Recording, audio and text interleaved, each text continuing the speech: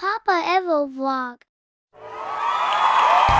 And what's up, mga mananap? So, it's rainy afternoon sa araw ng Martes. Tayo'y nasa gitna ng traffic. Na kung makikita nyo sa likuran ko, puro traffic. So, ayun, pinili ko munang wag lumaban. Pinili ko muna wag lumaban sa traffic. So, nandito tayo ngayon sa Quezon Ave. So, going to base at the Pantranco. So, doon muna tayo. Pahingin muna natin paa natin, kape, and smoke ng sigarilyo. At saka topic for today, cancel booking pero naka-arrive ka na. So, yun ang topic natin ngayon at pag-uusapan natin ngayon sa araw ng Martes. So, hindi lang ako nakakaranas neto, at hindi lang mga kagrupo ko ang nakakaranas nito, kundi lahat ng TNVS driver. Consider na rin yung Joyride and Grab. So, ayun, ito ulit ako, mananawagan ulit ako sa mga pasahero. Mga pasahero, please. Mga Grab driver, passenger at Joyride passenger. Ito lang masasabi ko. Sana naman pag nag-book kayo, siguraduhin nyo na sasakay kayo at aalis na kayo. Diba? Aalis na kayo. Hindi yung nandun pa kayo sa taas or nasa ilang floor pa kayo ng inyong kondo o whatsoever na kung ano pang ginagawa nyo dyan sa loob ng inyong tahanan. Sana naman kapag nag-book kayo at nag-notify na si driver na your driver has arrived, so ibig sabihin nandoon na yon.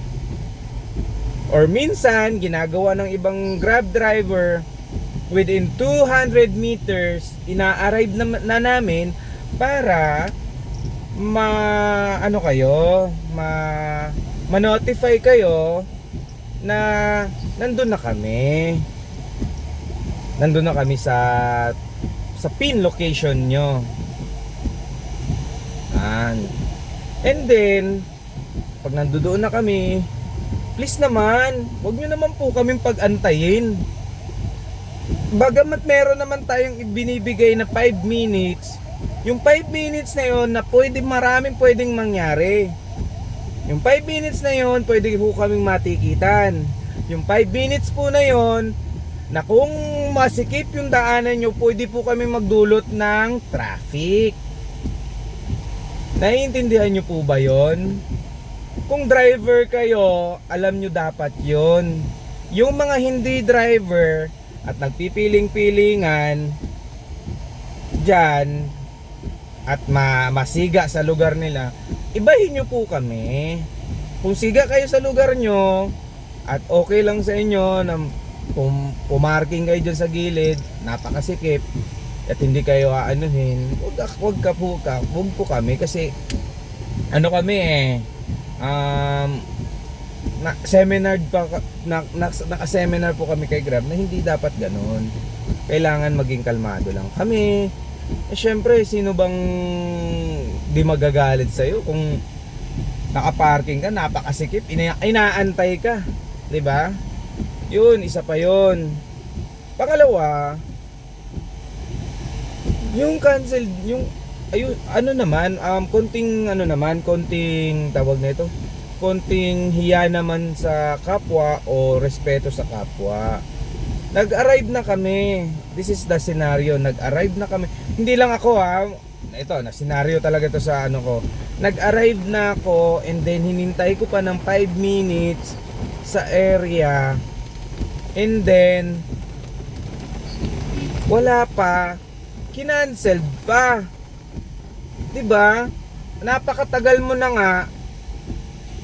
Kinancel mo pa. At eto pang malupit.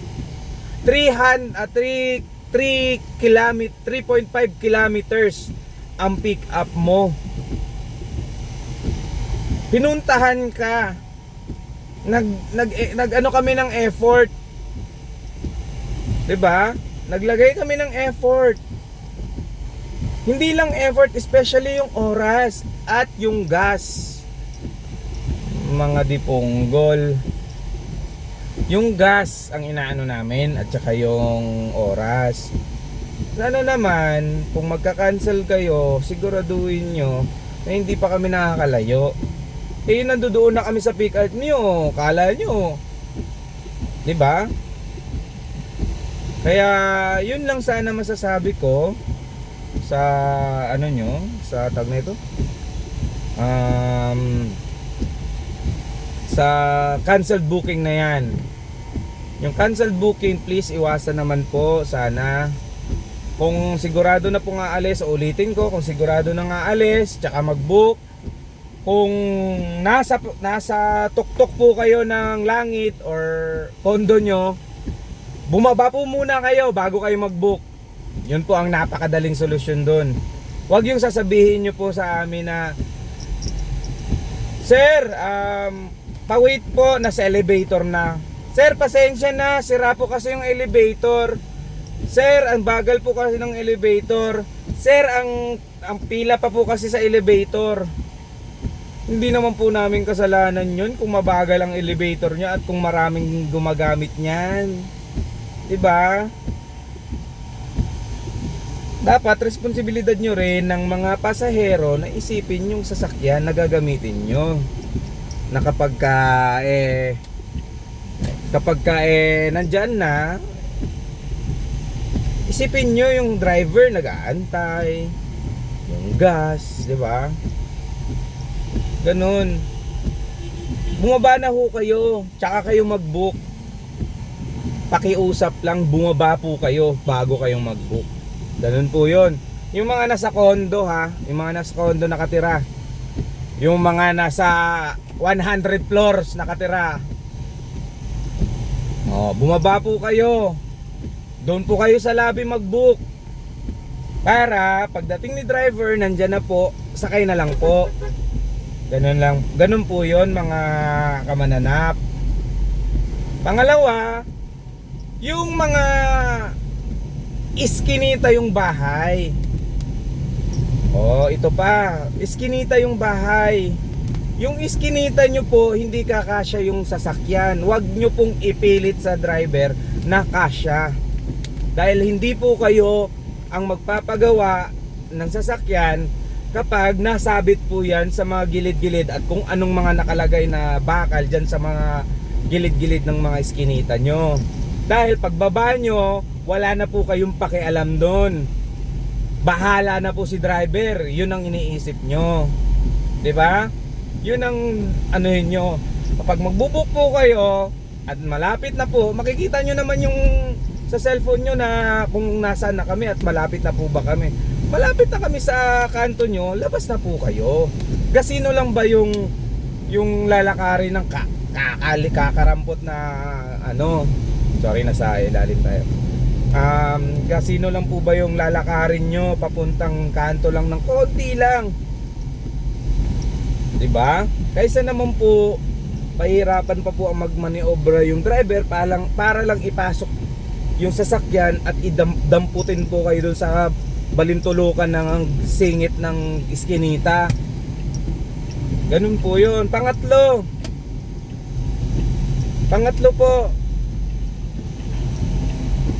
yung ano, yung ipipilit po ninyo Wala yun. Edit. So, yun lang guys. Yun yung topic natin by this araw ng Martes.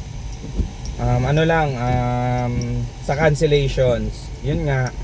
Basta yun yung sinasabi ko sa pag ka-cancel kayo, siguraduhin lang natin. Maraming salamat sa pagtutok dito sa ating talakayan ukol sa mga problema ng mga Grab driver. And next video, abangan po natin kung ano po yung itatopic, and comment down below kung ano po yung pwede nating pagkwentuhan doon sa mga problema ng mga Grab drivers dito sa Pilipinas. Cheese! What's up, manana? Bye-bye!